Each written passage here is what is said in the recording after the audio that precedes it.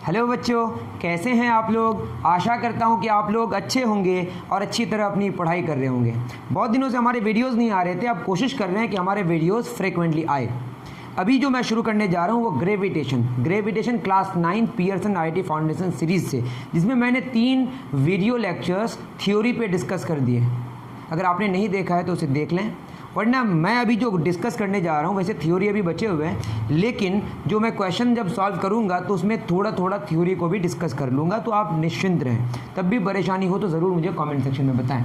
तो competition wing में सबसे पहले हम लेवल 1 क्वेश्चन को डिस्कस करेंगे। उसमें जो पहला क्वेश्चन है वो ट्रू और फॉल्स का है, क्वेश्चन नंबर 1 से लेकर क्वेश्चन नंबर 7 तक। सबसे पहले कह रहा है the weight of a body on a surface of moon. जब मून के सरफेस या अर्थ के सरफेस की बात करी जाती है तो थोड़ी सी हाइट तक भी हम सरफेस ही मानते हैं अप्रॉक्सीमेटली, ठीक है। थोड़ी सी हाइट का मतलब बहुत ज़्यादा नहीं, 1-2 किलोमीटर ऊपर तक, ठीक। तो weight on the surface of moon, किसी बॉडी का weight on the surface of moon is equal to, क्या बोला है उसको लैंग्वेज में बोला, mean is 1/6 of that of on the earth surface. ये क्या है, 1/6 into weight on the surface of earth. किसका, बॉडी का, ऑन द अर्थ सरफेस, ठीक है।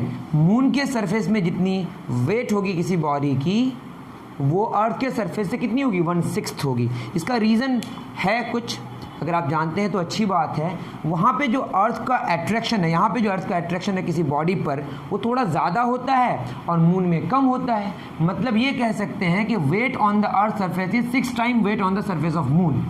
अब इसमें क्या बोला है कि it is because acceleration due to gravity on the surface of moon is 6 times that on the surface of earth. इसमें बोला है, आप इसको अगर सॉल्व करने की कोशिश करें क्या होगा बताइए। ये होगा weight on surface of moon, that is m mass of the body, और फॉर्मूला क्या होता है, weight is basically what is weight, weight is a force. किसी फोर्स से किसी बॉडी को, जो कोई, आप अगर मून की बात करें, मून का सेंटर उसको कितने फोर्स से अट्रैक्ट करती है, वो उस बॉडी का वेट है। उसी तरीके से अर्थ जितने फोर्स से अपने सेंटर की तरफ किसी बॉडी को अट्रैक्ट करती है, वो उसका वेट है। तो वेट में अगर बॉडी के वेट की बात करें तो मून में अलग होगा और अर्थ में अलग होगा, बट मास सेम रहेगा, ठीक है। Mass into acceleration due to gravity on the surface of moon is equal to 1/6 into, ये तो सही है लेकिन रीज़न जो दिया है उसको मैं बताने की कोशिश कर रहा हूँ। Mass into acceleration due to gravity on the surface of earth, जो आप जानते होंगे, मास मास हमारा क्या हो गया, cancel, that is acceleration due to gravity on the surface of moon, वो जो होगा बॉडी का, वो क्या होगा, 1/6 GE, ये आपका आएगा। अब इसमें बोला है कि इट इज़ बिकॉज एक्सेलरेशन, इसमें जो रीज़न दिया है, रीज़न क्या है वो सुनिए। रीज़न है it is because acceleration due to gravity on the surface of moon is 6 times, तो GM ये दिया 6 time on the surface of earth, ये आपका रीज़न दिया हुआ है। लेकिन हमारा क्या है, ये सही है, दैट मीन्स ये वाला जो स्टेटमेंट है वो फॉल्स है। तो समझ गए, मून में जितना वेट होगा वो अर्थ में जितना वेट होगा उससे 1/6 होगा। उसका रीज़न ये है कि मून में जितना एक्सेलरेशन ड्यू टू ग्रेविटी है वो अर्थ में जितना एक्सेलरेशन ड्यू टू ग्रेविटी है उससे उसका 1/6 है। लेकिन क्वेश्चन में लिखा है ऐसा है, तो बताइए ट्रू और फॉल्स है, तो ये गिवन है, ये फॉल्स है, ये हमारा सही स्टेटमेंट है। अगर आप चाहें तो लिख सकते हैं। समझ आ रही बात, चलिए। तो पहला हमारा जो स्टेटमेंट है वो गलत है। तो वेट किस पर डिपेंड किया, एक्सेलरेशन ड्यू टू ग्रेविटी पर। मून में कम होता है, 1/6 होता है, किससे, अर्थ के सरफेस से। सरफेस का कितना, 1/6, तो वहाँ पे वेट क्या हो जाएगा, 1/6 हो जाएगा। तो स्टेटमेंट पहले सही है, फर्स्ट सेंटेंस, दूसरा सेंटेंस गलत है जो रीज़न। सेकंड में बोला है the dimensional formula of gravitational constant, ये हमारा ग्रेविटेशनल कांस्टेंट, ये दिया हुआ इसका डायमेंशनल फार्मूला m-1 L3T-2, ये सही है या गलत है, इसके बारे में डिस्कस करते हैं। देखिए, आपको पता होगा यूनिवर्सल लॉ ऑफ ग्रेविटेशन में IF का फार्मूला क्या, G m1m2/r²। m1 m2 क्या है, दोनों बॉडीज़ का मास और दोनों के सेंटर्स के बीच का डिस्टेंस r है, और G यूनिवर्सल ग्रेविटेशनल कांस्टेंट है, और फोर्स है ग्रेविटेशनल फोर्स। तो यहाँ से G आ जाएगा हमारा F × r² m1 m2। Force का यूनिट क्या होता है, न्यूटन, डिस्टेंस का क्या होता है मीटर स्क्वायर हो जाएगा, distance metre square, kilogram kilogram क्या हो जाएगा किलोग्राम स्क्वायर।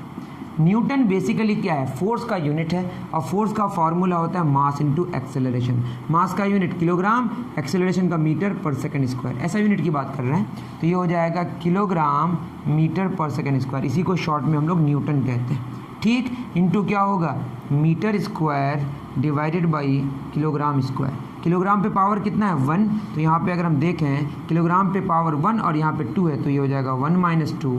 मीटर पे पावर 1 है, यहाँ पे 2 है, तो मीटर पे पावर 3, सेकंड पे पावर -2, तो ये हो जाएगा किलोग्राम -1 मीटर क्यूब सेकंड -2। ये जो किलोग्राम मीटर और सेकंड है, दीज आर फंडामेंटल यूनिट्स, इसको एक्सेप्ट कर लिया गया है। और जो ये फंडामेंटल यूनिट्स हैं, इसका जो क्वांटिटी होगा उसको फंडामेंटल क्वांटिटी कहेंगे। किलोग्राम मास का यूनिट है, मास पे पावर -1, मीटर लेंथ का यूनिट है, लेंथ पे पावर 3, सेकंड टाइम का टी पे पावर -2। ये हो गया आपका डायमेंशनल फार्मूला। अब इसको चेक कर लीजिए, m-1 L3 T-2 सही है, दैट मीन्स जो डायमेंशनल फार्मूला हमारा यहाँ पे है वो सही है, ट्रू। ठीक, उतार लीजिए, बहुत अच्छे। चलें आगे, बहुत अच्छे। अब आगे जो क्वेश्चन है वो है 3rd नंबर। ये वैसे एक फैक्ट बेस्ड है कि कौन हीलियोसेंट्रिक का कंसेप्ट दिया। हीलियोसेंट्रिक आप पढ़ेंगे, क्वेश्चन में लिखा heliocentric theory was proposed by Tycho Brahe. बहुत सारे साइंटिस्ट ग्रेविटेशन को आगे बढ़ाने में काम दिए। सबसे बाद में जो आए वो कौन, सर आइजैक न्यूटन, जिन्होंने ग्रेविटेशन वर्ड दिया। लेकिन जो हीलियोसेंट्रिक कंसेप्ट है उसकी शुरुआत किसने करी, इसमें लिखा हुआ है टाइको ब्राहे। लेकिन सबसे पहले अगर जानिएगा तो वैसे आर्यभट्ट किया। वैसे आप थ्योरी को जानेंगे, इंटरनेट में सर्च करेंगे तो मिलेगा, लेकिन अगर आप इंटरनेट में सर्च करेंगे सबसे पहले आपको मिलेगा कॉपरनिकस। ठीक है, कॉपरनिकस ने इस थ्योरी को दिया। What is heliocentric? दो बातें थी सामने। लोग कहते थे, कुछ साइंटिस्ट कहते थे कि सेंटर में अर्थ है, उसके चारों ओर सन घूम रहा है। लेकिन बाद में ये पता चला कि सेंटर में कौन है, सन है, और उसके चारों तरफ कौन घूम रहा है, अर्थ। तो जो सेंटर में सन हो और चारों तरफ अर्थ घूमे, इसको बोलते हैं हम लोग, सेंटर में सन हो, सेंटर में सन, अगर मैं गलत किया तो उसको ठीक कर लीजिए, और चारों तरफ अर्थ घूमे तो इसको हम बोलते हैं हीलियोसेंट्रिक। और अर्थ अगर सेंटर में और चारों तरफ सन घूमे उसको बोलते हैं geocentric. Jio stands for earth.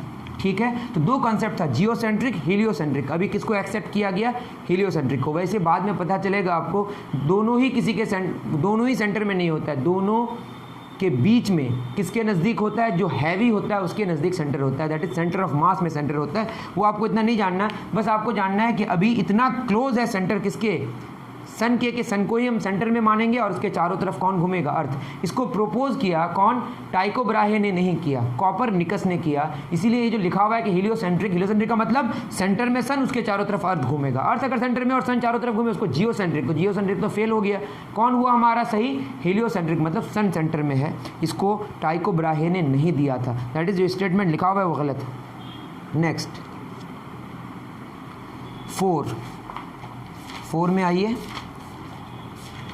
4 में क्या कहा है, 4 में कहा है कि if a heavenly object like an asteroid और प्लैनेटॉइड रिवॉल्विंग अराउंड द सन, सन के चारों तरफ कोई अगर घूम रहा है तो क्या होगा, सन का वो सैटेलाइट होगा, जो जिसके चारों तरफ घूमता है, चारों तरफ, वो उसका सैटेलाइट होता है। जैसे सन का सैटेलाइट कौन है, अर्थ, अर्थ का सैटेलाइट कौन है, मून। ठीक है, वैसे ही न्यूक्लियस का सैटेलाइट कौन है, इलेक्ट्रॉन। ठीक है, उतना समझने की ज़रूरत नहीं है। अगर आप जानेंगे वो जो हमारा अर्थ के चारों तरफ, सन के चारों तरफ कोई अगर घूम रहा है, वो किसकी वजह से, सेंट्रीपिटल फोर्स की वजह से। किसकी वजह से, सेंट्रीपिटल फोर्स की वजह से। और उसमें जो स्पीड आती है, जो वेलोसिटी आती है, उसका फार्मूला है, स्पीड का ही फार्मूला मानिए, ये आता है आपका √gm/r। r आपका वो जो ऑर्बिट में घूमेगा उसका रेडियस है। ठीक है, ये फार्मूला है। ठीक, क्वेश्चन में क्या बोल रहा है कि if a heavenly object like an asteroid, ये आपका सन है, सन के चारों तरफ कोई घूम रहा है। ठीक, और ये इसका अर्थ, सन के सेंटर से इसका डिस्टेंस है ये r0। ठीक, अब बताइए ये फार्मूला आपको नहीं भी समझ आया तो फार्मूला याद रख लें। तो क्या बताया कि कैपिटल G और कैपिटल M ये किसका मास है, ये एक बार वेरीफाई करना पड़ेगा। ठीक है, आप देख लीजिएगा इसको कि जो स्पीड है इसमें क्या है, √gm/r0। ज़रा सा वेट कर लें।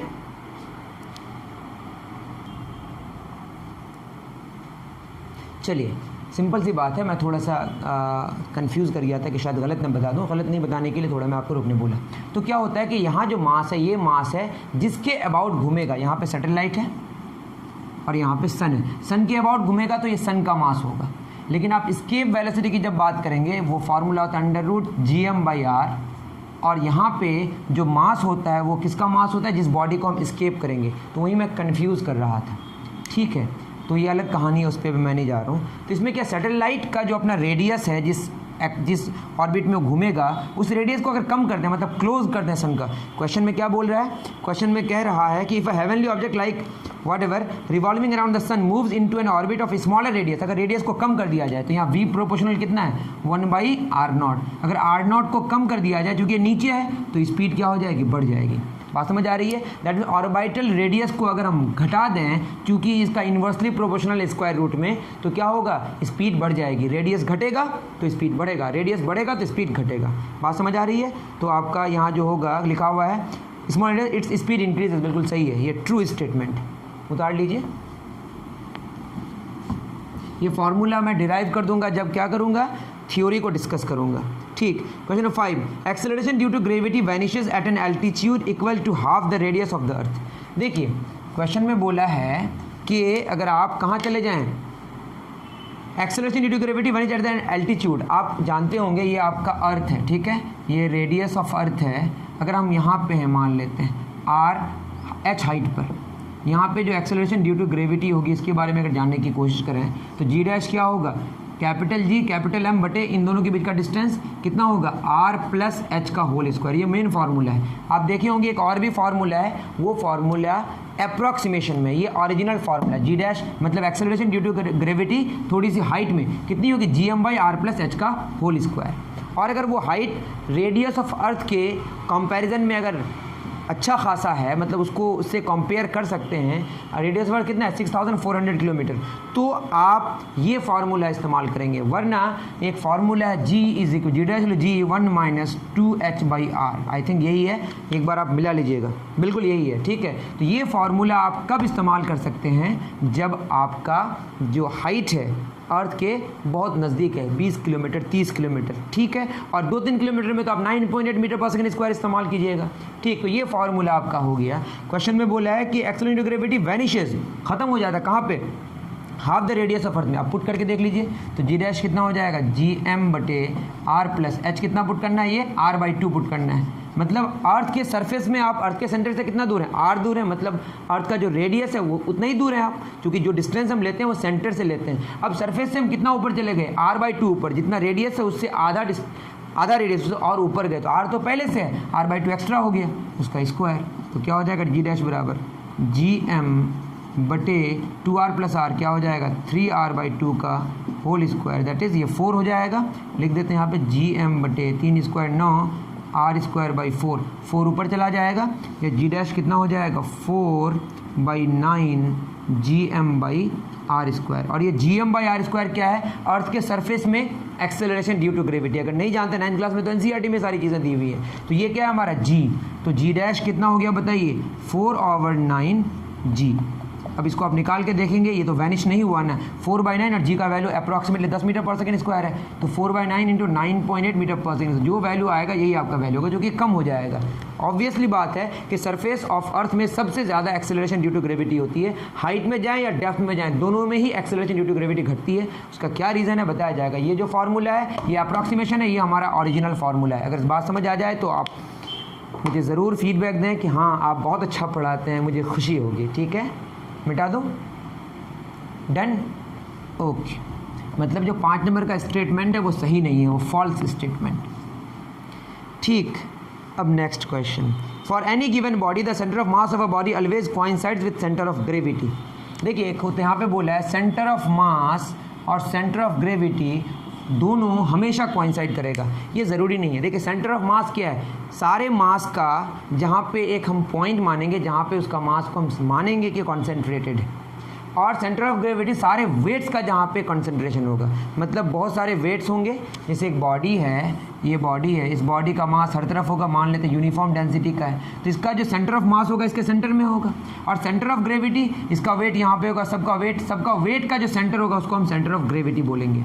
तो बात ये है सेंटर ऑफ मास और सेंटर ऑफ ग्रेविटी में कि अगर सेंटर ऑफ मास और सेंटर ऑफ ग्रेविटी को कोइंसाइड करना है तो यहाँ पे uniform acceleration due to gravity होने पड़ेगी। मतलब ये है कि वेट का फॉर्मूला क्या बोलिए, mass into acceleration due to gravity. तो मास की वजह से जो हमारा जो सेंटर होगा, जहाँ पे हम पूरे बॉडी का मानेंगे, जैसे ये बॉडी है, इस बॉडी का सेंटर ऑफ मास कहाँ पे होगा, इसके लिए मैंने डायनेमिक्स में शायद बता दिया है, ठीक है। इसको अब ऐसे पकड़ेंगे जहाँ पे क्या हो जाए, वो बैलेंस हो जाए, वही आपका क्या होगा, सेंटर ऑफ मास का पोजीशन होगा कहीं पे, ठीक है। ऐसे इसको हम बैलेंस करेंगे तो यहीं पे कहीं पे क्या होगा, सेंटर ऑफ मास होगा, मतलब उसका ज्योमेट्रिक सेंटर में सेंटर ऑफ मास होता है अगर यूनिफॉर्म डेंसिटी को, आप इतना समझ सकते हैं। और सेंटर ऑफ ग्रेविटी कहाँ पे होगा, अगर एक्सेलरेशन ड्यू टू ग्रेविटी क्या है, यूनिफॉर्म है, तो जहाँ पे सेंटर ऑफ मास होगा वहीं पे सेंटर ऑफ ग्रेविटी होगा, इतना जान लें। लेकिन अगर बहुत बड़ा ऑब्जेक्ट है, मान लेते हैं 5-6 किलोमीटर का ऑब्जेक्ट है, तो आप नीचे में देखेंगे सेंटर ऑफ ग्रेविटी क्या होगी, मतलब नीचे ग्रेविटी ज़्यादा होगी, ऊपर ग्रेविटी कम हो जाएगी, मतलब सेंटर ऑफ ग्रेविटी थोड़ी नीचे शिफ्ट कर जाएगी। ये बात अगर नहीं समझ आए तो आप चिंता न करें, आप इतना जानें सेंटर ऑफ मास और सेंटर ऑफ ग्रेविटी हमेशा कोइंसाइड करेगा ये ज़रूरी नहीं है, ये अलग बहस है। False statement. The direction of motion of an artificial satellite revolving in a geostationary orbit is opposite to the direction of Earth's rotation.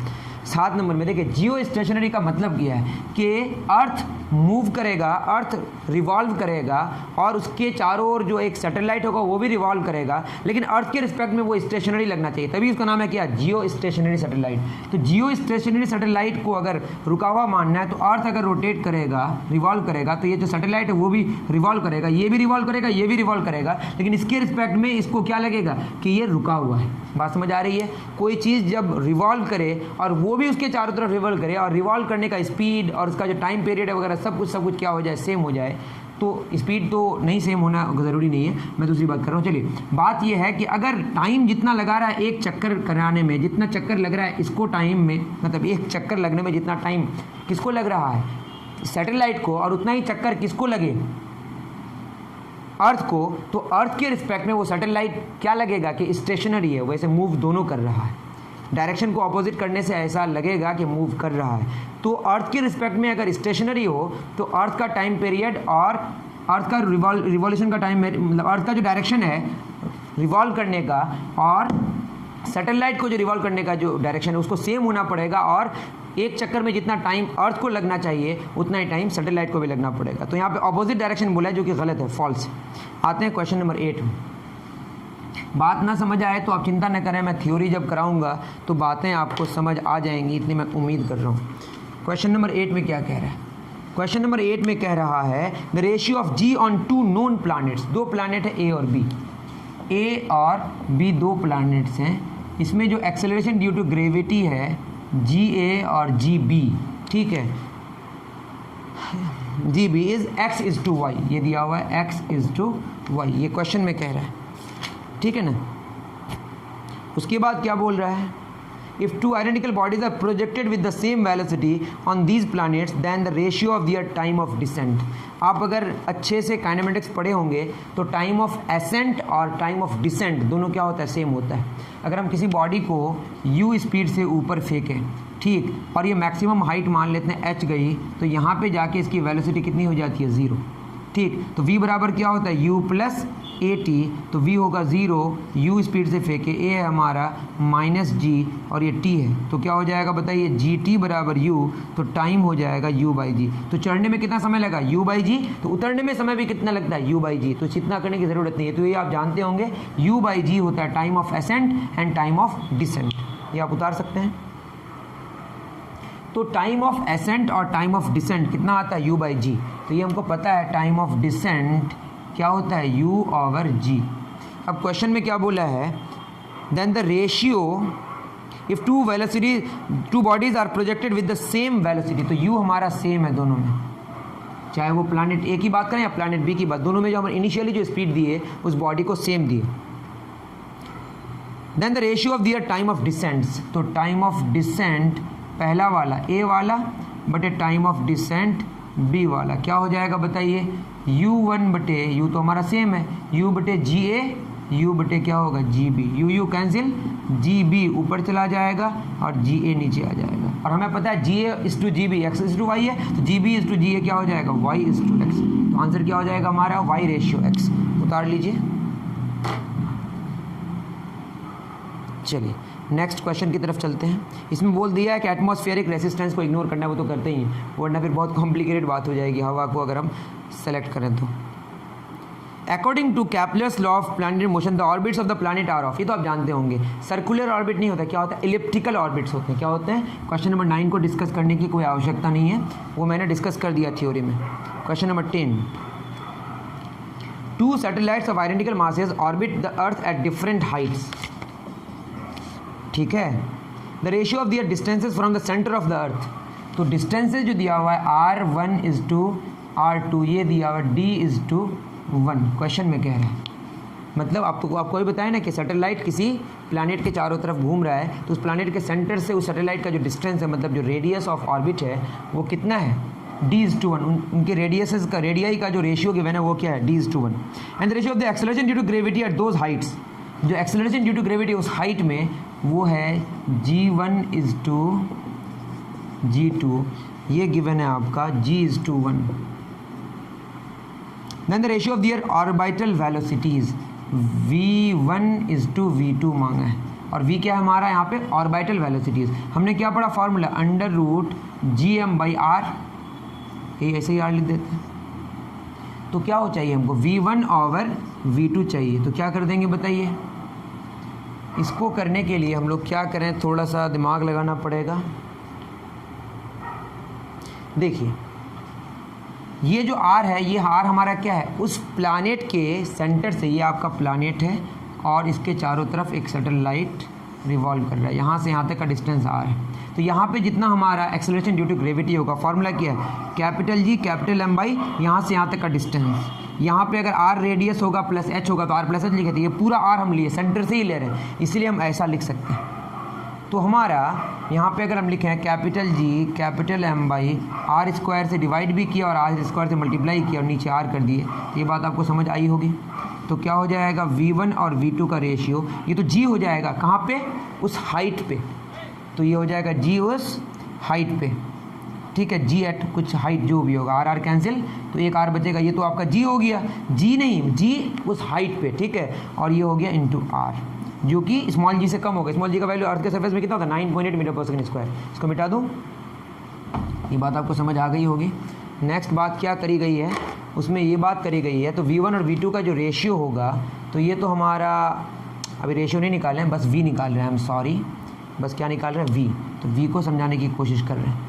तो मैं अगर v1 और v2 के रेशियो की बात करूं तो फार्मूला क्या होता है g एट h हाइट, है ना, और यहाँ पे g1 g2 का भी रेशियो दिया हुआ है, तो g ही अभी मानते हैं, आप चिंता ना करें, g मतलब वो g नहीं जो आप g समझ रहे हैं, यहाँ बस मैं g h ऐसे लिख देना समझने के लिए।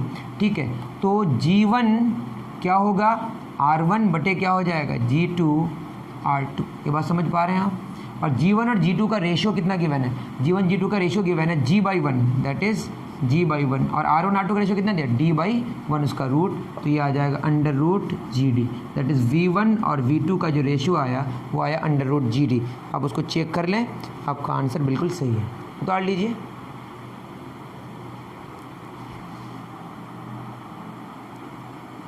चलिए डन।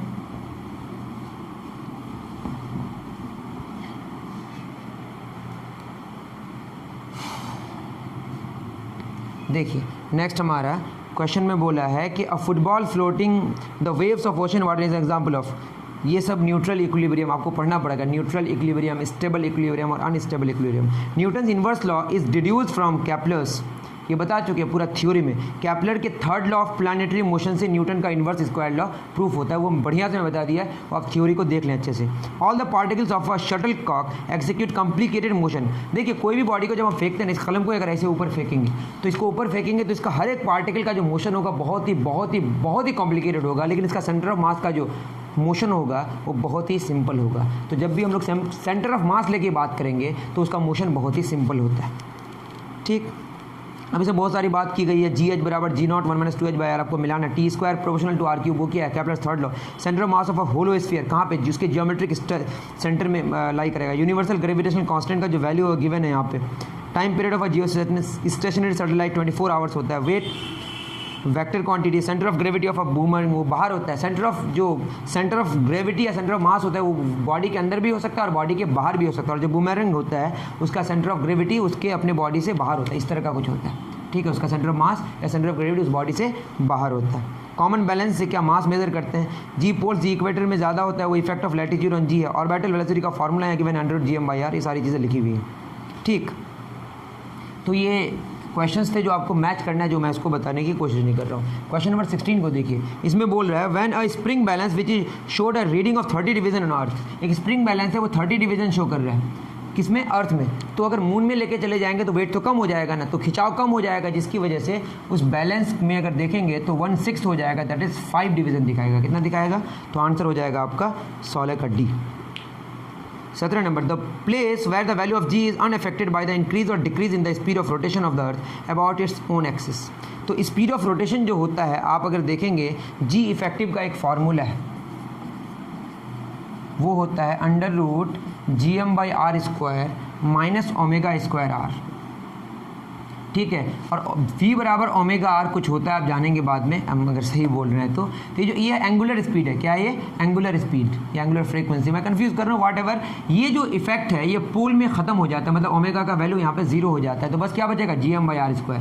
तो पोल में अगर देखेंगे जो रोटेशन वाला इफेक्ट है, जो रोटेशन की वजह से जो जी में कुछ इफेक्ट आता है, कुछ बदलाव आता है, वो पोल में नहीं होता है, तो आंसर पोल्स होगा। The center of gravity of the bob of a given simple bundle is at a position x on earth. What is the new position on the surface of the moon? Moon में भी centre of gravity का जो position होगा वो same होगा, ठीक। इसमें आपको ज़्यादा चिंता नहीं करना, आप अगर फार्मूला जानते हो तो अच्छी बात है, वरना कोई बात नहीं। आप जान लें सेंटर ऑफ मास का जो फार्मूला होता है वो होता है m1x1 + m2x2 बटे m1 + m2। अगर सेंटर ऑफ ग्रेविटी की बात करें तो उसका फार्मूला होता है m1 वेट होगा यहाँ पे, वेट 1x1 प्लस वेट मतलब क्या, m1g1, तो क्या हो जाएगा m1g(x1) + m2g(x2) बटे क्या होगा m1g + m2g, अगर मैं सही हूँ तो, ठीक। तो क्या हो जाएगा बताइए, यहाँ पे हमारा जी सारा कैंसिल हो जाएगा जब यूनिफॉर्म होगा तो अर्थ के सरफेस में रहेंगे तो जी होगा और मून के सरफेस में होगा तो g/6, तो यहाँ g/6, यहाँ g/6, यहाँ g/6, यहाँ g/6 सब कैंसिल हो जाएगा, फिर वहीं पे बात पहुँच जाएगी। सिंपल सी बात है, जो है वो आप याद रखेंगे, पोजीशन सेंटर ऑफ ग्रेविटी का चेंज नहीं होगा।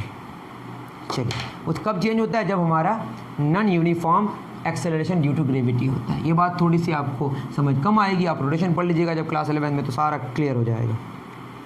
क्वेश्चन नंबर 19 क्या कह रहा है, ये कह रहा है the weight of a body of mass 3 kilogram at height of 12.8 × 10⁻6 metre, 10⁻6 जो कि बहुत ज़्यादा हाइट है, अर्थ के रेडियस के कंपेरेबल है, उससे ज़्यादा ही है, ठीक है। From the surface of earth weight निकालना है, कितना, मास दिया हुआ है 3 किलोग्राम और अर्थ का सरफेस से कितना ऊपर है, ये तो अर्थ का रेडियस है और अर्थ का सरफेस से कितना ऊपर है, ये है 12.8 × 10⁻6 मीटर। यहाँ पे आपको निकालना है वेट क्या होगा। तो वेट का फॉर्मूला क्या होता है बताइए, mass into acceleration due to gravity.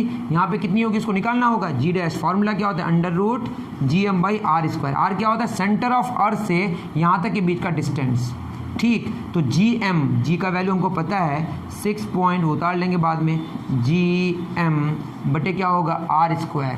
तो r कितना हो जाएगा हमारा, ये हो जाएगा r, दैट इज़ ये है हमारा 6.4 × 10⁻6 मीटर। नहीं जानते तो जान लें, ये अर्थ का रेडियस है। फिर सरफेस ऑफ अर्थ से कितना ऊपर है, 12.8 × 10⁻6, दैट इज 6.4 × 10⁻6 प्लस 12.8 × 10⁻6, इसका क्या होगा, स्क्वायर, ठीक। और कैपिटल जी का वैल्यू कितना है, 6.67, यही है ना हमारा, अगर मैं सही कह रहा हूँ तो 6.67 × ठीक है, निकालना पड़ेगा पूरा जो कि लंबा चौड़ा है, कोई बात नहीं। 6.67 × क्या हो जाएगा, 10⁻−11, ये कैपिटल जी का वैल्यू है। मास ऑफ अर्थ कितना होता है, 6 × 10⁻24 किलो, ये मास ऑफ अर्थ है जिस प्लैनेट में वेट निकालते हैं, बटे ये कितना, इसको जोड़ना पड़ेगा, 10⁻6 कॉमन हो जाएगा, 6.4 प्लस 12.8, इस पूरे का क्या होगा हमारा स्क्वायर, जो कि बहुत लंबा चौड़ा कैलकुलेशन आएगा। इस कैलकुलेशन को अगर देखेंगे आप 19 नंबर किया हुआ होगा, अगर है तो, मुझे नहीं लगता किया हुआ है, तो मैंने कहीं किया था क्या।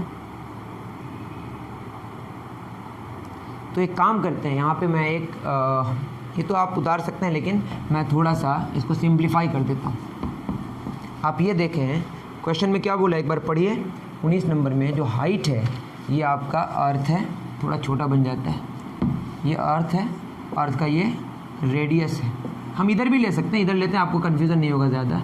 और ये है आपका जो हाइट, ये आर रेडियस कितना होता है 6.4 इंटू 10⁻6 मीटर, और जो हाइट है अर्थ के सरफेस से वो दिया 12.8 इंटू 10⁻6 मीटर। आप देख लें तो ये कितना होगा 6.4 इंटू 2 है ना, ये इंटू 10⁻6 मीटर, मतलब इसको हम लिख सकते हैं 2 इंटू 6.4 इंटू 10⁻6 मीटर। इसका डबल हो गया किसका, रेडियस ऑफ अर्थ का। तो फार्मूला हमारा आसान हो जाएगा, जी डैश बराबर क्या formula, g capital M by R square, और आर क्या होगा, ये आर प्लस एच, एच कितना है 2r, मतलब हमको कितनी ऊपर जानी है, कितना ऊपर जाना है, वो 2r ऊपर जाना है, दैट इज जी एम बटे आर प्लस 2r का होल स्क्वायर। तो ये हो जाएगा जी एम बाई 3r का होल स्क्वायर। तो जी डैश हो जाएगा हमारा 1/9 कैपिटल जी कैपिटल एम बटे कैपिटल आर स्क्वायर। इसको अगर आप कैलकुलेट कीजिएगा, यहाँ 6.67 10⁻−11 पुट कीजिएगा, मास पुट कीजिएगा 6 गुना 10⁻24 किलोग्राम जो अर्थ का मास होता है, ये रेडियस ऑफ अर्थ पुट कीजिएगा 6.4 10⁻6, तो ये आता है जो कि स्टैंडर्ड रिजल्ट है 9.8 आता है, और नीचे क्या है 9, ये 9.8 है और ये नीचे 9 है, तो कितना हो जाएगा 9 के 9, ये हो जाएगा हमारा 9 1.09 के आसपास मीटर पर सेकेंड स्क्वायर लगभग में निकालते हैं। तो वेट का फॉर्मूला क्या, mass into acceleration due to gravity, उतने हाइट पे मास कितना है 3 किलोग्राम, और ये 1.09, तो ये हो जाएगा 9 × 27 का 2 3.27 न्यूटन, 3.26 न्यूटन है यहाँ पे 19 का सी। चलेगा, जितना मैंने बता दिया आपको समझ आ गया होगा, उम्मीद मैं ऐसा कर रहा हूँ। अगर नहीं समझ आए तो कमेंट सेक्शन में लिखें, मैं थ्योरीज को अच्छे से बता दूंगा। Done, okay. तो बहुत बड़े हाइट में वो जो अप्रॉक्सीमेशन वाला फार्मूला है 1 - 2h/r, वो इस्तेमाल करना बिल्कुल गलत है। आप याद रखें 8 से 10 किलोमीटर तक हम लोग 9.8 मीटर पर सेकंड स्क्वायर इस्तेमाल कर लेंगे। थोड़ी सी और हाइट में जाएंगे तो आप अप्रॉक्सीमेशन वाला फार्मूला इस्तेमाल कर सकते हैं, लेकिन अर्थ के रेडियस के कंपैरिजन में अगर हो तो मतलब 100-200 किलोमीटर से अगर ऊपर चला जाए तो आप क्या इस्तेमाल कीजिएगा, GM/r square, GM/r plus h का होल स्क्वायर। ठीक है, क्वेश्चन नंबर 20 में बोल रहा है, if the gravitational force between two bodies of mass 10 kilogram and 100 kilogram, 10 kilogram and 100 kilogram के बीच का जो ग्रेविटेशनल फोर्स है वो है आपका, और सेपरेट किया हुआ है 10 मीटर में, वो है 6.67 into 10⁻−10 newton. Then the force between the given masses would be if they are placed in a geostationary satellite without changing it in the distance between them. Question में बोल रहा है कि अगर हम इसको उठा के एक जियो स्टेशनरी सैटेलाइट में लेके चले जाएं तो बताइए अब फोर्स का वैल्यू कितना होगा, डिस्टेंस को बदलेंगे नहीं, तो डिस्टेंस नहीं बदलेंगे, मास नहीं बदलेंगे, तो फोर्स क्यों बदलेगा। अरे फोर्स का फॉर्मूला क्या होता है, capital G capital M1 small मतलब M1 M2 बटे R स्क्वायर। तो अगर जी तो यूनिवर्सल कांस्टेंट है, मीडियम पर डिपेंड ही नहीं करता है, M1 M2 नहीं बदल रहा है, डिस्टेंस भी नहीं बदल रहा है, तो फोर्स भी बदलने वाला नहीं है, तो फोर्स का वैल्यू वही रह जाएगा 6.67 10⁻−10 न्यूटन। क्यों, क्योंकि कैपिटल जी तो यूनिवर्सल कांस्टेंट है, आर बदल नहीं रहे, M1 M2 बदल नहीं रहे, तो कहीं भी उठा के लेके चले जाइए फर्क पड़ने वाला नहीं है। ठीक, बहुत अच्छी बात। नेक्स्ट क्या क्वेश्चन है, a circus artist ride a bicycle on a rope tied horizontally, ये सब न्यूट्रल इक्विलिब्रियम स्टेबल वगैरह का, ये सब की कहानी मैं नहीं बताने वाला। If the acceleration due to gravity on a planet is 6.67 metre per second square, its radius is 4 × 10⁻6 metre, then the mass of the planet is. Question number 22 देखिए, 22 में क्या बोला है, आपको पता है फॉर्मूला, क्या फार्मूला पता है 22 नंबर की अगर बात करें, जी बराबर कैपिटल जी कैपिटल एम बटे आर स्क्वायर। ये किसी भी प्लैनेट की वजह से एक्सेलरेशन ड्यू टू ग्रेविटी हो सकती है, ये ना माने कि अर्थ की वजह से खाली फार्मूला है। ये आर है रेडियस ऑफ उस प्लैनेट की बात कर रहे हैं, जिस प्लैनेट या सैटेलाइट वाट एवर अब जिस सरफेस में है। हम क्यों लेते हैं आर उसका रेडियस, क्योंकि जब सरफेस में होते हैं तो उसका सेंटर से डिस्टेंस जो होगा वो सरफेस में हम हैं तो सरफेस से सेंटर के बीच का डिस्टेंस उसका रेडियस ही तो होगा ना। तो क्या हो जाएगा, क्वेश्चन में बोला जी का जो वैल्यू है वो 6.67 मीटर पर सेकंड स्क्वायर ये गिवन है, और कैपिटल जी 6.67 10⁻−11 होता है, और मास निकालना है बटे आर स्क्वायर। रेडियस कितना है 4 इंटू 10⁻⁶, ये गिवन है, उसका क्या होगा स्क्वायर, दैट इज ये तो कैंसिल हो गया, यहाँ पे 1 होगा तो 1 इंटू 4 इंटू 10⁻⁶ उसका स्क्वायर बराबर 10⁻−11 गुना मास।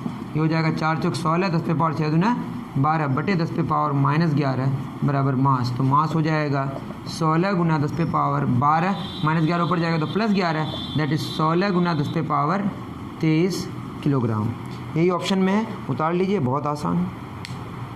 नेक्स्ट क्वेश्चन की तरफ चलते हैं। डन, ओके, चलिए क्वेश्चन नंबर 23 पढ़िए। आधे क्वेश्चन शायद मैंने सॉल्व कर दिए। तो इसमें क्या बोला है, द फिगर शोज, एक फिगर गिवन है, आप पढ़ लीजिएगा अच्छे से। यहाँ सन है और यहाँ पे स्पीड कितनी है v1 और यहाँ पे स्पीड v2। आप मेरे कैपलेट लॉज को अगर अच्छे से पढ़िएगा, मैं कैपलेट तो कैपलेट ने दिया, लेकिन मैंने जो समझाया है उसमें अच्छे से समझाया है। एरियल वेलोसिटी कांस्टेंट होता है, उससे मैंने समझा दिया है कि नज़दीक में स्पीड ज़्यादा होती है, दूर में स्पीड कम होती है। मतलब v2 ज़्यादा होगा किससे, v1 से, मिला लीजिए, या v1 और v2 की बात करें तो इधर ज़्यादा होगा। तो ऑप्शन ए करेक्ट।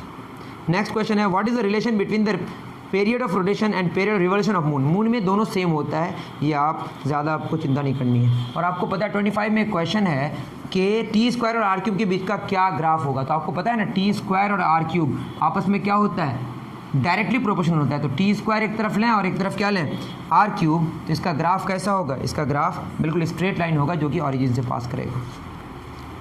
ठीक है, तो इस तरह से हमारे क्वेश्चन मतलब 25 क्वेश्चन हमने ऑलरेडी सॉल्व कर दिए। ठीक है, और जो ठीक है ऑलरेडी गलत बोलना था, वॉट एवर, थोड़ी मेरी आवाज़ फंस रही है, थोड़ा सा उसके लिए सॉरी, क्योंकि हो सकता है कि मैं बहुत ज़्यादा ठीक ठाक नहीं बोल पा रहा हूँ। लेकिन आप ये देखें कि आप अगर आपको लगता होगा कि कहीं मैंने गलती से कुछ बोल दिया तो उसको आप इग्नोर कर सकते हैं, और अगर कहीं कॉन्सेप्ट में समझने में दिक्कत हुई तो आप मुझे ज़रूर कमेंट सेक्शन में बता सकते हैं। ठीक है, मेरी बात समझ आ रही है आपको। मिलते हैं नेक्स्ट वीडियो में। हमने 25 क्वेश्चन सॉल्व कर दिए, जो बच गए वो मैं जल्दी से जल्दी लाने की कोशिश करूँगा। आप कमेंट करके बताएं आपको थ्योरी चाहिए या क्वेश्चन चाहिए, उसके हिसाब से मैं आगे बनाऊँगा। ठीक है, मिलते हैं नेक्स्ट वीडियो में। Thank you very much.